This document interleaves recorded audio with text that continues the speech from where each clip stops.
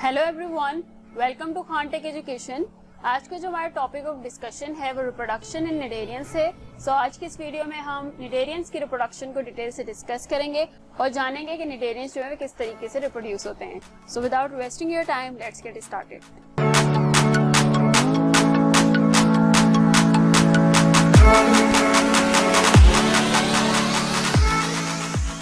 So now the reproduction. अगर हम cnidarians की रिप्रोडक्शन की बात करें तो निडेरियंस जो है वो दोनों तरीके से जो है रिप्रोड्यूस होते हैं। मींस के वो सेक्सुअली भी रिप्रोड्यूस होते हैं और एसेक्सुअली भी रिप्रोड्यूस होते हैं। ठीक है। सो अगर हम एसेक्सुअल रिप्रोडक्शन की बात करते हैं तो asexual reproduction usually through the budding, binary fusions and regeneration के थ्रू होती है। जबकि अगर हम सेक्सुअल रिप्रोडक्शन की बात करें तो सेक्सुअल रिप्रोडक्शन जो है वो एक कॉम्प्लेक्स प्रोसेस है। या अगर हम निडेरियंस के लाइफ साइकिल को देखते हैं तो निडेरियन का जो सेक्सुअल रिप्रोडक्शन का जो लाइफ साइकिल है हमारे पास वो नहायत ही कॉम्प्लेक्स होता है, बिकॉज यहाँ पर दोनों स्टेजेस जो है वो इन्वॉल्व होती हैं, पॉलिप भी और मेड्यूसा भी। इस वजह से जो निडेरियंस का लाइफ साइकिल है वो थोड़ा सा कॉम्प्लेक्स होता है। ठीक है। सो नाउ हम सबसे पहले जो है सेक्सुअल रिप्रोडक्शन को देखेंगे। सो हम सब जानते हैं कि जो निडेरियंस है वो डाइशियस इन नेचर है। डाइशियस मीन्स के नाम से ही शो है कि डाई मीन्स टू। ठीक है। मीन्स कि जो सेक्सेस हैं वो डिफरेंट इंडिविजुअल्स पे प्रेजेंट हैं। अगर सेक्सेस एक ही इंडिविजुअल पे प्रेजेंट होते हैं तो हम उसे मोनोइशियस का नाम देते, बट हम जानते हैं कि जो निडेरियंस है वो डाइशियस इन नेचर है। मीन्स कि जो सेक्सेस है वो डिफरेंट इंडिविजुअल पे प्रेजेंट है। ठीक है। निडेरियंस की सेक्सुअल रिप्रोडक्शन में होता क्या है कि sperms and egg may be release into gastrovascular cavity और to the outside of the body. So sperm and egg जो है वो रिलीज होते हैं डिफरेंट इंडिविजुअल से निडेरियन की गैस्ट्रोवैस्कुलर कैविटी में और some time outside of the body. ठीक है। But in some instances eggs are retained in the parent until after fertilization. Okay. So सबसे पहले क्या होता है कि स्पर्म एंड एग जो है रिलीज होता है और उसके बाद जो है फर्टिलाइजेशन होती है इन दोनों की। ठीक है। आफ्टर फर्टिलाइजेशन एक बॉल लाइक बॉडी जो है वो फॉर्म होती है जिसको बास्ट्यूला कहते हैं, and blastula forms early in the development. Okay. And after that जो बैस्टुला के आउटर सेल्स होते हैं या सरफेस के जो सेल्स होते हैं वो अंदर की तरफ जो है वो मूव करने स्टार्ट हो जाते हैं और एक कैविटी सी बनाते हैं जिसको गैस्ट्रोडर्मिस कहते हैं। सो एम्ब्रियो के फॉर्म होने के बाद वो जो एम्ब्रियो है वो इलोंगेटेड होना स्टार्ट हो जाता है, लंबा होना स्टार्ट हो जाता है। ठीक है।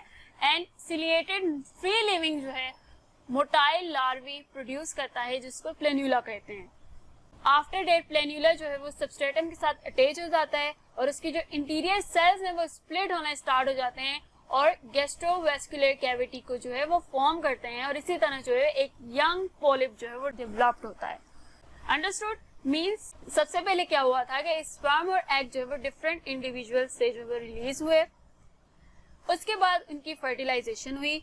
आफ्टर डेट एक बॉल लाइक बॉडी प्रोड्यूस हुई जिसे बैस्टुला कहते हैं। उसके बाद जो है एक एम्ब्रियो फॉर्म हुआ एंड एम्ब्रियो जब इलोंगेट हुआ तो एक सिलिएटेड फ्री स्विमिंग लार्वे जो है वो प्रोड्यूस हुआ जिसे प्लेन्यूला कहा गया। सो प्लेन्यूला जो है सबस्ट्रेटम के साथ अटैच हुआ और उसके सेल्स स्प्लिट हुए और उसने गैस्ट्रोवैस्कुलर कैविटीज को फॉर्म किया और एक यंग पॉलिप की जो है वो डेवलपमेंट हुई। So here is the flow chart which shows sexual and asexual reproduction in Cnidaria. जैसे कि हमने लास्ट स्लाइड में भी देखा, फर्स्ट ऑफ ऑल क्या होता है कि एग एंड स्पर्म जो है वो रिलीज होते हैं इन गैस्ट्रोवैस्कुलर कैविटी में या outside of the body. After that इन दोनों में आफ्टर डेट जो है फर्टिलाइजेशन होती है, उसके बाद एक जाइगोट बनता है। ठीक है। जाइगोट के बनने के बाद जो सरफेस के सेल्स होते हैं वो एक अरेंजमेंट पे जो है अरेंज होना स्टार्ट हो जाते हैं और वो एक ब्लास्टूला बनाते हैं। ठीक है। सो ब्लास्टूला की फॉर्मेशन के बाद जो एम्ब्रियो है वो इलोंगेटेड होना स्टार्ट होता है और वो एक लार्वा बनाता है जिसे प्लेन्यूला लार्वा कहा जाता है, जैसे कि हम लास्ट स्लाइड में भी देख चुके हैं। सो ये जो लार्वा होता है ये स्विमिंग होता है, मोटाइल होता है और सिलिएटेड होता है। ठीक है। आफ्टर डेट जो है ये लार्वा जो है वो सेटल होना स्टार्ट हो जाता है और उसके सेल्स जो है वो सबस्ट्रेटम के ऊपर स्प्लिट होना स्टार्ट हो जाते हैं। गैस्ट्रोवैस्कुलर कैविटी की जो है फॉर्मेशन होती है और एक यंग पॉलिप जो है वो डेवलप होता है। ठीक है। सो एग एंड स्पर्म से लेकर पॉलिप तक की जो फॉर्मेशन है ये जो सारा प्रोसेस है वो क्या है, सेक्सुअल रिप्रोडक्शन। ठीक है। सो जब पॉलिप की फॉर्मेशन होती है तो उसके बाद जो है एसेक्सुअल रिप्रोडक्शन परफॉर्म होती है, जैसे कि आप यहाँ पे देख रहे हो कि पॉलिप से थ्रू बडिंग जो है वो मेड्यूसिस फॉर्म हो रहे हैं। ठीक है। And then egg and sperm जो है वो अगेन रिलीज होता है और ये दोबारा से जो है वो साइकिल स्टार्ट हो जाता है।